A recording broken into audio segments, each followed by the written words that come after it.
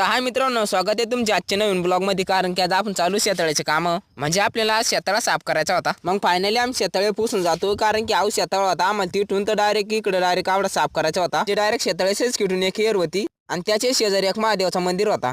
आता तुम्ही सांगशील कामावर कोट जायला, तर आम्ही कदम वस्ती जायला कामं काही घडी लागलं दगडा गोळा करा म्हणून आवरा पटकन म्हणून दगडा गोळा करा.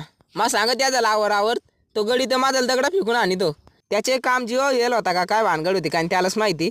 मग त्याने म्हटला गोटा उखाला अरे म्हणून माझा तगडा बिगडा काय मोडीतो. मग काय तिटून पळालो. मग आता काय दगडा बिगडा साफ करायचा चावले आमचा. मग तेवढ्यात आम्हाला ताना लागून जात्या. मग गडी घेऊन येतो पाणी आणि तो माझा देत नाही. तो जातो घेऊन मोर अरे म्हणून थांब माझ्याला पाणी पियायचंय, पण तो काय थांबवत नाही. 3 दिवस झालता आम्हाला, कारण की शेताला साफ करता करता आम्हाला आवडाच पटा आतरता फार 1 वाजला होता.